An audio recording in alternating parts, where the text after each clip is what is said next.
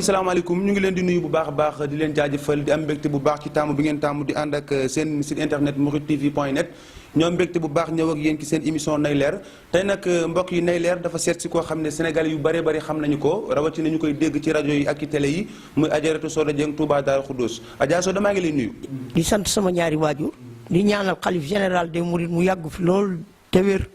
di fàttaliku sama jàmbaar yi fàkk tëdd ga muy Cheikh Abdoulaye di ñaanal njaboot gi mu fi bàyyi yàlla teg ci ñoom loxo. jërëjëf Adja Soda ñu ngi lay gërëm bu baax a baax ci taamu bi nga taamu wuyu suñu ci suñu woote wax dëgg nga dalal ñu ngi la ciy gërëm bu baax a baax mais li ñu bëggoon a xam d'abord laata ñuy dugg ci waxtaan wi mooy lan moo tax Adja Soda tànn def politique. en politique nag moom yàgguma ci musuma koo taamu musuma defal benn nit benn parti bu ma mas a jaar amul. man ba may Soda ba léegi yàlla bind ci man ma bañ injustice bu nu def président Macky Sall loolu moo ma dugal ci politique mais man musuma jaar parti socialiste musuma jaar PDS amul benn parti bu ma kenn mas a gis bu dul parti Macky Sall bi. gis nañ aussi wax nga ko léegi bi ngay dugg def politique yaa ngi taamu ànd ak président Macky Sall tey jii lan moo tax nga taamu ànd ak moom ci ni nga ko bund xataale li nga ko wax léegi wala lan moo la neex ci Macky Sall ba tax tey jii nga di ko défendre ñu lay dégg ci rajo yi ak ci télévision yi ngay défendre président Macky Sall. li ma man dafa am lu ma àndal moo may booleeg nit man injustice dama ko bañ ba may Soda ba léegi dama bañ injustice Ablaye da dàq ko toroxal ko. ma ne man musuma politigal mais kii dina ko politigal muy ñëw màggalu Daaru Khoudoss ma seen oto yi ñëw ñu ne ma président Macky Sall mooy ñëw ma jóg taxaw sama buntu place sama restaurant la woon tàllal sama ñaari baaraam mu taxaw ma ne ko musuma politique mais dinaa la politigal te dinaa la tàj ci bopp réew. voilà leeral na nga bu baax li tax nga taamu ànd ak Macky Sall mais li ñu seetlu Adja Soda mooy Sénégalais yu bari du ñu xam Adja Soda nan la mel souvent dañu lay dégg ci rajo yi nga wootee tagg en tout cas sant Macky Sall gouvernement am souvent ñu dégg la aussi nga woote di ŋàññi Macky Sall rawatina ñi ànd ak moom lan moo tax Adja Soda mel noonu meloo benn melokaan boo xam daal Sénégalais yu bari dañuy xam ne Adja Soda fii la far wala fee la far lu tax loolu. non man ku may àndal damay ànd ak yow ci dëgg man injustice. du ma bëgg nit ba tax sama askan jéppi ma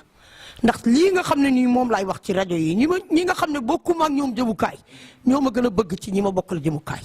parce que comme moom injustice a taxoon sénégalais yi wëlbatiku mere Ablaye Wade ba fal ko kon man bu ma gisee mu bëgg a def loo xam ne nii ah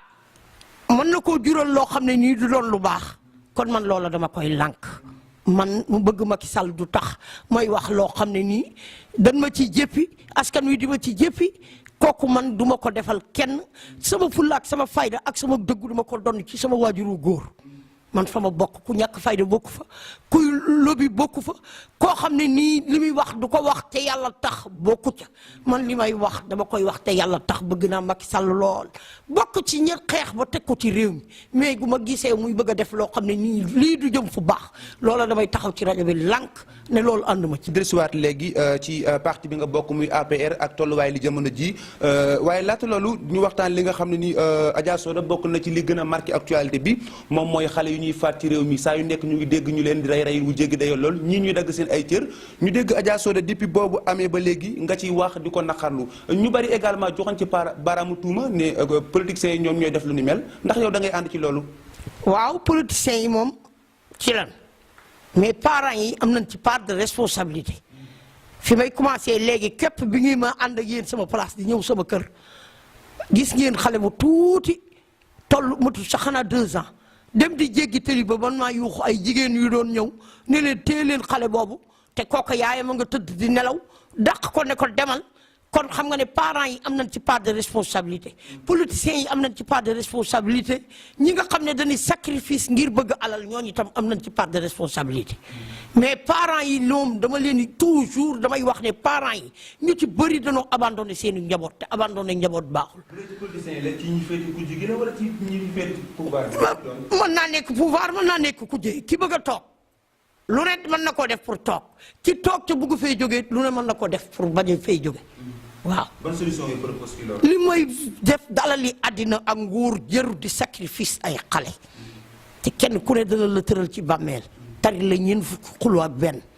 alali àddina jarul di jël ay doomi jàmbur di leen sacrifice, jarul di jël doomi jàmbur di leen rend di jël ay cir, nguur jaru ko, ndomba tànk jaru ko, dara ci àddina jaru ko.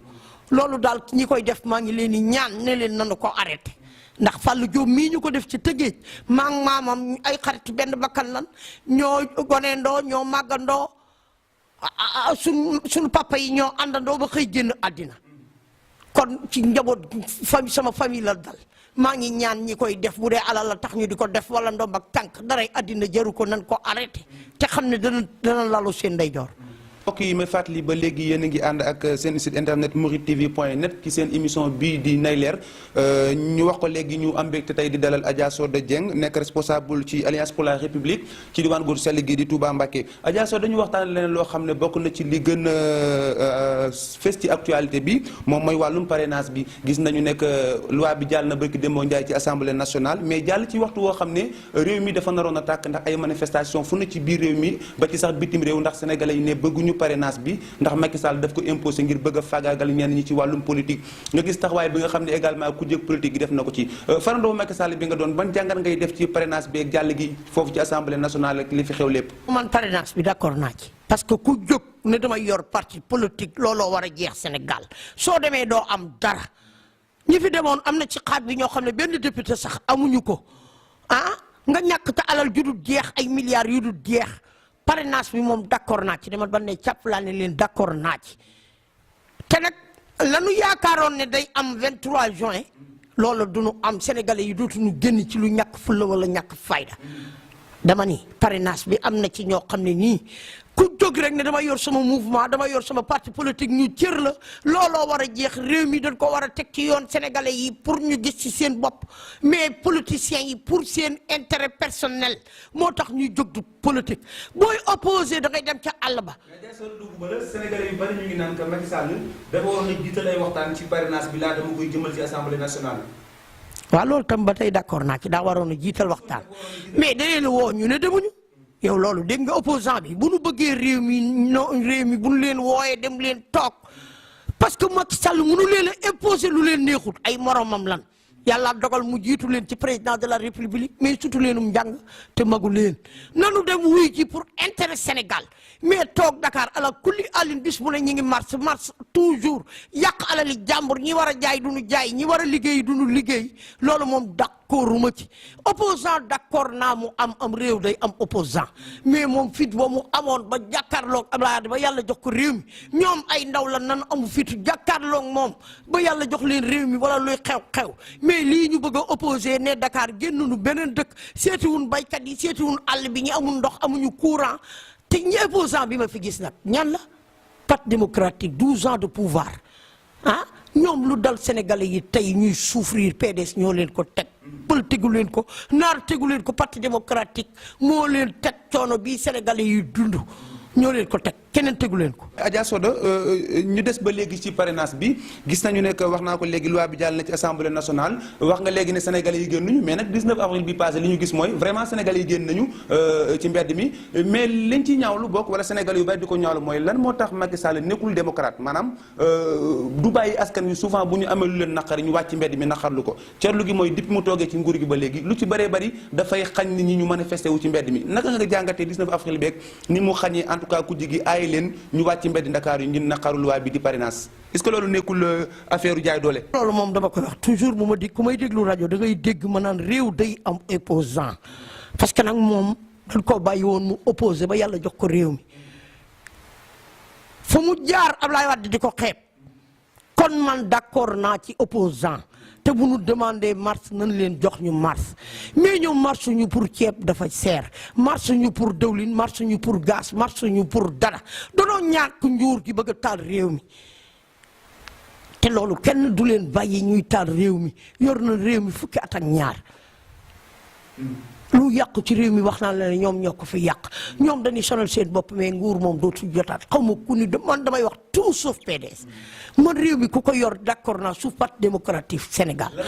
injustice bi ñu fi nekke woon di dóor toj ay rajo di dóor ay journaliste di màbb seen i bëñ di jàpp ay nit di leen tëj li fi Abdoulaye Wade tëj jël doomi jàmbur di leen yóbbu Tamba lu ne mu leen koy def loolu du ñu dof nit ñi dofu nu barki démb la woon kon duñu seetaan PDS di jëlaat réew mi di fi indi injustice mais président Macky Sall maa ngi koy lancé appel ne ko réew day am opposant na bàyyi opposant bi ñu doxal li ñu war a doxal élection ñëwee que le meilleur gagne yàlla mooy fal nguur du moom du keneen yàllaa ko fi teg bu yàlla ne dana am ñaari mandat dana ko am bu nee du ko am du ko am mais bëgg naa mu rafetal ko. ci wàllu parrainage bi am na Sénégal yu bari yu jàpp ne que Macky Sall boo gisee mu imposé ko fexe ba mu jàll ci assemblée nationale dafa bëgg a faagaagale yenn adversaires yi ci wàllum politique ñu mën ci jàpp Khalifa Sall Karim Wade ak ñeneen ñoo xam ne Macky Sall leen bëgg a faagaagal loolaa li tax ñu bëgg a jëmmal parrainage bi loolu leen di tontu ci loolu. mais ñooñu bu leen faagaagalee nit ñi leen waroon a wateel duñu wateel Macky Sall dañuy dem wateeli keneen ku leen neex wat sanction la ñuy def su fekkee ni looloo ko tax a jóg Khalifa Sall ak Karim Wade ak keneen ña war a wateel Karim Wade waroon a wateel Khalifa Sall duñu wateel Macky Sall keneen ku fi ne yow moom la ñuy wateel dama ne la li xew ëllëg kenn xamu ko yàlla dong moo ko xam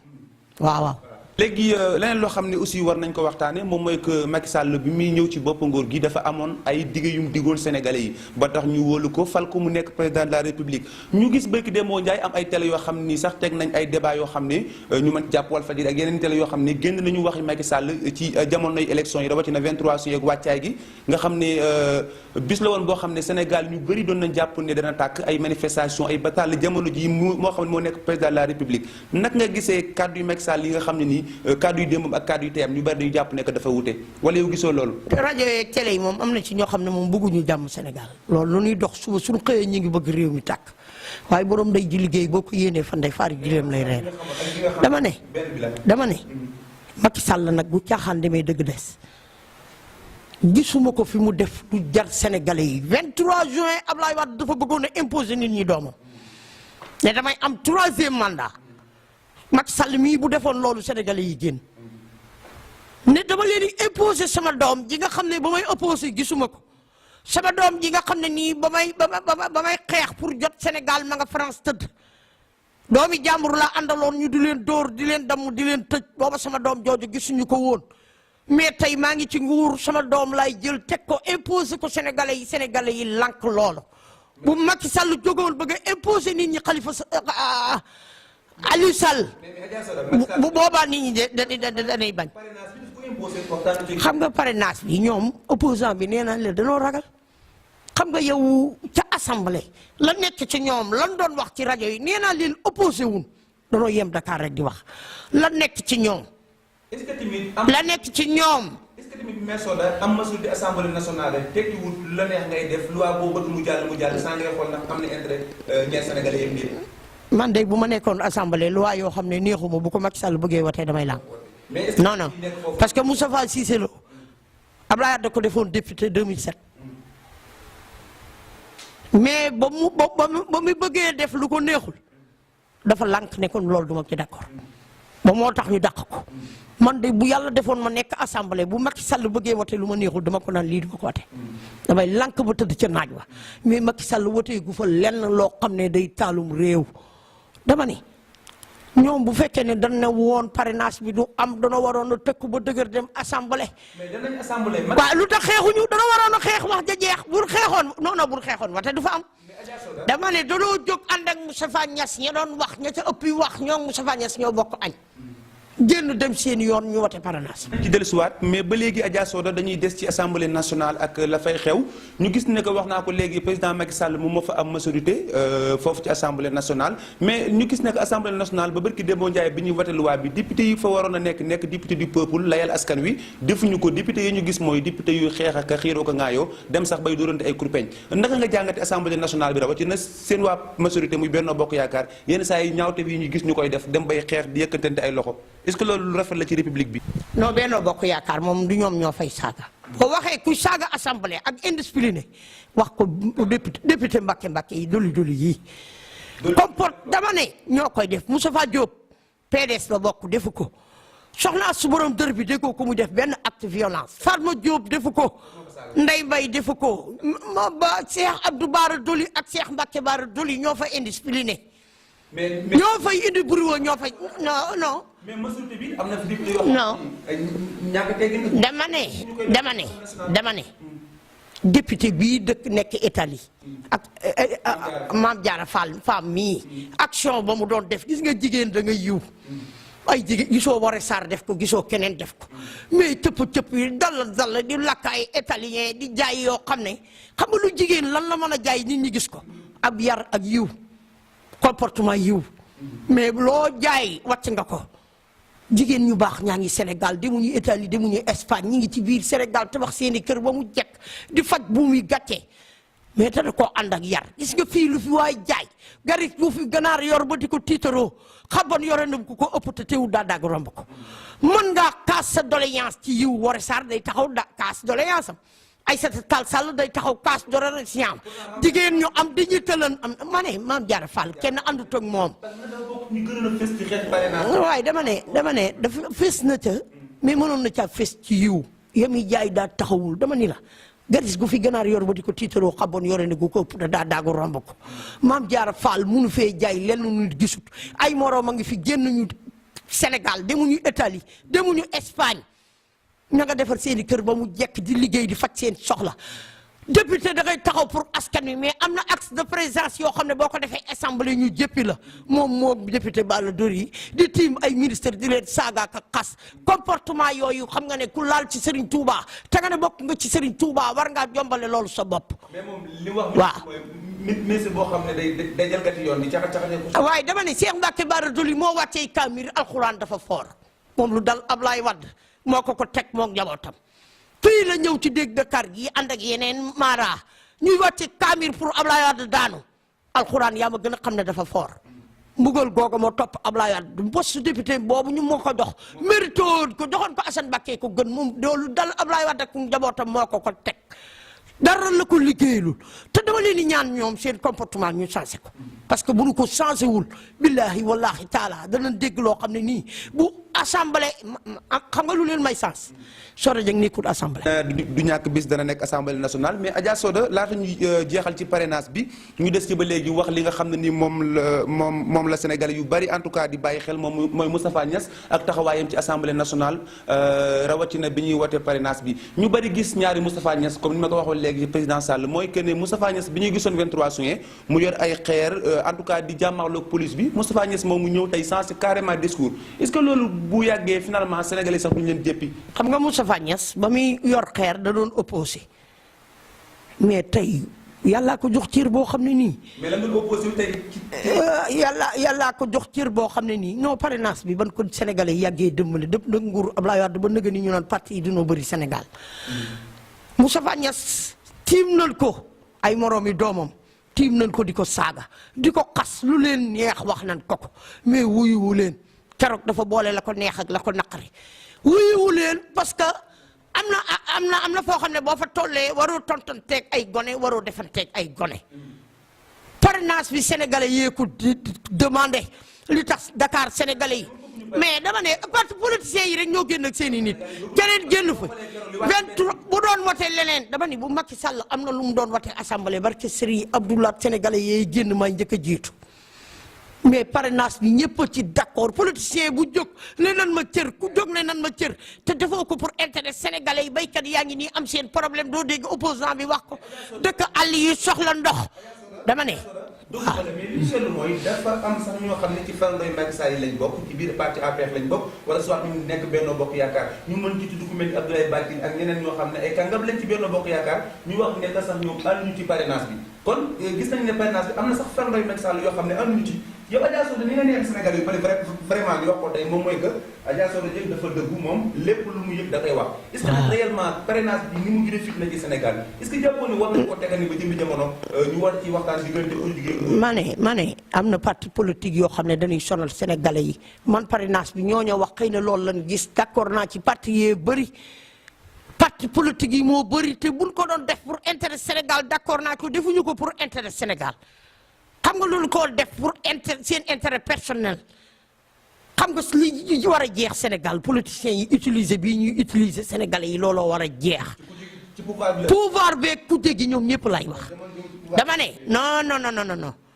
booy wax te yàlla tax président bu mos a toog Afrique 6 ans nga toog ko yokkoo ceeb yokkoo dawlin yokkoo gaz loolu musta am Sénégal Abdoulaye Wade bi mu toog 2000 mi ngi fekk Abdou Diouf di jaay ci lu ceeb fanweer ak juróom Abdoulaye di jaay ko téeméer mu fekk gaz ñetti téeméer ak ñaar fukk jaay ko 4000 gaz wala tout yëpp ci nguuru Abdoulaye Wade bu la joxee loxo nday jooram ñaari junni dana nangoog bii ñaar fukki junni dama ni nan wax te yàlla tax bëri na ñuy wax xam nga la amoon moo woon ni passeport diplomatique yi audience ca palais ba ay 100 millions 200 millions nga jàkk kenn nit jox ko Sénégalais yi du souffrir man de barke Serigne Abdoulaye Mbacké bu ko Macky Sall defoon ma wan ko ginnaaw. dégg koo def dama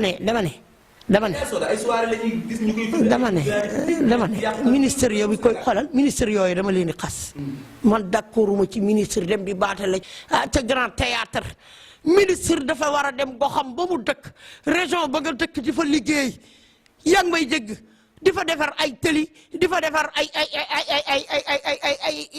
nu mu tuddati ay dispensaire ay hôpital ak gox yaa gox ba sa comme ni Mariama Sarr def Kaolack Moustapha Diop di ko def Louga Aly Ngouille Ndiaye di ko def Linguère gis nga ministère yu baax a ngoogu yoo xam ne dañuy liggéeyal Macky Sall te lii ma wax yàlla tax ma wax ko nit mënumaa jox lu tax ma fen ci àddina ndax lu ma nit di jox fekk nga ma liggéey ma am ko mais am na ministre yoo xam ne nii su leen Macky Sall wàccewul suñu demee élection région ba dëkk duñ fa gagné dara du jeex du jeex ministre yu dul jeex la Macky Sall yu ko wër liggéeyalul ko tous dañ koy yàqal waaw ministre bi yor mbay mi dañ ko war a wàcc Pape Ablaye Seck daa war a wàcc Pape Dieng mii mu jox Sonacos opérateur économique yaa ngi am lu leen naqari yor bori jàmbur wuyootuñ téléphone parce que xaalis jàmbur la ñu yor moom ba mu yore Sénélec nii la Sénélec defoon dara doxu fa yaa ngi may dégg dañ ko war a wàccee ndax liggéeyalul Macky Sall dara bu lay jox ministère wala ñu lay jox directeur dangaa war a doxal mais baykat yi am nañ problème dëkk boo dem baykat yaa ngi wax lu seen xaalis joxuñu leen ko kon yooyu ministre dañ leen a war a wàccee dégg nga am na directeur yoo xam ne nii dañ leen a war a wàccee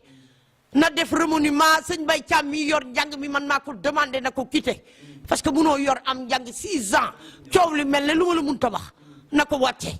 waaw. mbokk yi ba léegi yéen a ngi ñuy bàyyi xel ci seen émission nay leer ci seen site internet mouridetv.net ñu wax ko léegi ñu dalal Adja Soda Dieng nekk responsable ci alliance pour la république ci diwaan bu sell gi di Touba Mbacké Adja Soda ñu wax ci sa jëmm yow ci sa bopp mais dañuy gis ne que wax naa ko léegi Adja Soda yenn saa yi ñu dégg ko mu dal ci kaw nguur gi yenn saa yi ñu dégg ko mu mel lu xaw a sedd est-ce que ni ngay waxee daf tekkiwul ne da nga bëgg nombal tànk wala da ngaa yëgul sa bopp ci parti bi. man bu doon loolu bàyyi naa ba yàgg dama ni. kenn mënoo tudd ci àddina jigéen ñi fal Macky Sall soo tudd Adja Soda Dieng giñ naa ko ci Serigne Abdoulaye Mbacké mi ma yaakaar bu fekkoon ne ndomb ak tànk may ànd ak moom wala leneen a tax may ànd ak moom bàyyi naa ko bu yàgg. mais nag ba nga ndombal tànk xanaa. xam nga politique jàkkay la bela bu guddee ku ne dangay jafal sa sondeel ku sañoon boo nee ci mbir muy metti nga ne ca naaj wa kon bu kër gi ñëwee. war nan la suturaal defal la teraanga ngir ña nga àndaloon di liggéey mais ñin fi joxoon ba mu gagné 2012 ñëpp xeex ba liste député ba jàll ca laa bokk. mais dama ne ñu ngi lay proposé poste wala bu baax léegi. dama ne joxuñu ma poste maa ngi sant yàlla ndax respecté na ma. junni nit bu taxawoon bu Macky Sall ñëwee ne Adja man sama tur lay cité man lay woo. mais est-ce que yaa ngi gisee moom wala yéen a gisee ko téléphone. bii Porokhane mujj bii lan mujj ba ma séenee ba ma gàtt ko réetee dafa ni leen baleen ko mu ñëw xam nga looloo gën milliard. yëg gi ma yëg moo ma gënal milliard. mais li ma koy bëgg lii nga wax ci man population bi ñoo ma gënal Macky Sall. yiñ naa ko Serigne Touba bu jógoon pour wote loo xam ne nii arrangé wul Sénégal wala du lu baax ña fay maa fay jiitu ndax kenn sénégalais yi kenn gënuma leen a bëgg te Touba seede nañ ni Touba ji kenn gënuma bëgg Touba lu baax laay doxal Touba lu rafet laay doxal Touba mais bu ma sañoon ay député bu ñu leen fatee Touba bu nu demee assemblée dana ni yoonu Sam wii war nañ koo defar yoonu Daaru Tansiir wii war naa am tëli fii war naa am ndox fii war naa ami lamp mais dem ca assemblée di xuloo di daggasante ak saagante ko waxante lu bon ak di wax yoo xam ne dafa saal te yow comporte la ngay wax ne man dooma ko doon la nga sol ak saag ba nga gàddu yow yaa ko mérito man loolu ànduma ci tey ànduma ci yëru ni da ngay yaru amul teggin am respect ci doomu aadama yi population Touba yee la fal Touba ay kilifa fi ne dégg nga kon ku fi taxaw assemblée war nga leen a sóoraat parce que Lat Seck gis nga comportement bii passé parce que ba mu defee comportement ba lay jàll dama ko woo ba mu wuyu ko ñoom ba ma dalee ci kaw doli moom laa ca boole dama ne ñetti député yi ne Touba mais gis nga ko tey bi mu ñëwee ba histoire amee da doon jàmmale man loolu laa soxla. ñëwaat ci loolu parce que war nañ sax ubbi xët wu yaatu ci APR ci diwaan bu Touba Mbacké danañ ci ñëw léegi mais ñu jeexal ci li nga xam ne moom mooy li dox ci diggante ku jege ak nguur gi ñu gis ne que jafe-jafe yi bari na ginnaaw bu parrainage bi jàllee lu jëm ci fichier électoral bi ba léegi ku jege ñu ngi wax ne que lëndëm ci def ci am ñu jëw également ci li nga xam ne nii moom mooy en tout cas anam bi ñuy doxalee voté yi ci Sénégal ñu bari dañu jàpp ne daal nguur gi def ci dugal ak lëndëmte est-ce que comme loolu lépp am na est-ce que jàppoo ne il est temps pour ñu toog waxtaan maanaam dialogue diggante ku jege nguur gi mais li ñu gis ba léegi Macky Sall dafa mel ni gaynde ku tëx la comme ni ñu koy tooñee jéemut a woo benn yoon ku jege ngir waxtaan am rawatina ci élection yi ñu dëgmal ba baag suñu digg ak moom soreetul est-ce que ban jàngal ngay def ci loolu. xam nga woo na leen dégg nga Idrissa Seck mu ne ko ma woo duma dem PDS ne duñu dem dafa kilifa diine yi laay ñaan ñu jóg boole leen ñoom ñëpp ñu toog wax naa leen ñoom opposants yi toujours ne leen bu leen Macky Sall demee woowee dem leen ngeen wuy ji ko lugu jaan ak wàcce kamira yam lu ne ci wax a koy def su leen imposé lu leen neexul ñu lànk. mais nit ki boo koy woo téye benn ci benn loxo bi jaasi tamit est-ce que dana wuy. waaye dama ne téewul benn ci loxoom jaasi. danoo war a jàkkaarloo moom opposé jaxal ba mu jax opposé doo ko def ci tekk ak tey dangay am sa fulaak sa fayda bu ne laa doo mars nga imposé ma Abdoulaye daan tere fii mars mais téewul nit ñi dañuy mars. bu nu bëggee jàkkaarloog Macky Sall te ñemewuñ ay lacrymogène ñemewuñ lii. jënd ay drapeaux yu bees jënd ay lacrymogène yu bees xam nga pour jàmmaarloog peuple bi tamit est-ce que. Abdoulaye Wade da daan génne ay chars de combat te teewul opposant bi dañuy opposé ay chars de combat la daan génne Dakar dama ne li fi Abdoulaye Wade def yàlla bu ko Macky Sall def mais dama leen di ñaan bu leen woowee nan dem wuy ji ko. dama ko koy wax toujours ma ànduma ak nit ñi ànduma ak nit pour ngay sonal askan wi pour ngay def injustice nee naa la Macky Sall gënaluma sama bopp mais ñoom itam bu leen wooyee ñëw leen toog ñu waxtaan nan dem wuy ji ko nee naa la lugu jaan ak wàcc caméra yam lu ne ci wax a koy def su leen réew mi ñoree ñu bëgg intérêt réew mi nan dem wuy ji ko bu élection yi ñëwee tamay ñaan kilifa diine yi ñu woo pouvoir ak opposant taaj leen ñu bokk waxtaan pour élection yi def ko ci jàmm que le meilleur gagne. Adja Soda bokk na ci li kuje gi di sàkku ci nguur gi moom mooy mu tekki ndombal tànku Aly Ngouille Ndiaye loolu la ñu sàkku ci président Macky Sall ñu gis ne que moom ministre de l'intérieur barki Dembo Ndiaye am na benn débat télévisé bu mu doon def wax ne ba ne moom li mu bëgg moom mooy falaat Macky Sall est-ce que tamit arbitre bi war a arbitrer bu demee bay wax fi mu far est-ce que loolu tamit du gën a lëndëmal yëf yi loolu sax tax na ñu amaale occasion wax manifestation bi nga xam ne nii en tout cas sën yi féete ci kuje gi te nekk département bu Mbacké doon nañu ko def barki Dembo Ndiaye ngir di sàkku ba léegi ci nguur gi mu dàq Aly Ngouille Ndiaye est-ce que tamit comme moom moo war a jiite dem ba nit ñëpp bëgguñu mu jiite ndax ak faram wootan tekki ndombal tànkam wala yow da nga naan ba léegi dafay des rek. xam nga dañ ne Abdoulaye Daouda Diallo ñu ne na ko Macky Sall dàq Macky Sall wàcce ko teg fa Aly Ngouille Ndiaye waa Aly Ngouille Ndiaye ba muy wax département Linguère ba mu Macky Sall toogee ba nëgë ni mu ànd ak moom moo koy gañe bu leer nañ yaa ngi may dégg. dafa wax en tant que bu départ région ba mu dëkk ak département ba waaw bu mu Aly Ngouille Ndiaye defee loolu Moustapha Diop def loolu ca Louga Mariama Sarr def ko ca Kaolack ah ministre yam am Thiès def ko ñeneen def ko Macky Sall dana génn premier tour waaye est-ce que waruñoo def kon li ku jóge wax mooy ñu fal koo xam ne farul fenn mu organiser élection yi lu dul ñu ngi jox Aly Ngouille Ndiaye nga xam ne dafa far. amuñu argument bu wàcce woon Aly Ngouille Ndiaye tegaat keneen ni dama ni leen dana ni nan wàcce kooko xam naa seeni jikko dama ne du nu jàmmoo ku xool la ca ginnaaw bal bu tàkk doo tiire ñoom dafa mel ne booy li ngay wax da nga xamal ni ñii dañoo ragal Macky Sall man damaa xamul lu nu war a ragal ci Macky Sall may dooru kenn dama ne dooru leen barke Serigne Touba Mbacké dooru leen danoo ragal nan dem opposé taxaw risqué opposé Idrissa Seck Sonko ay ndaw lan ay intellectuel lan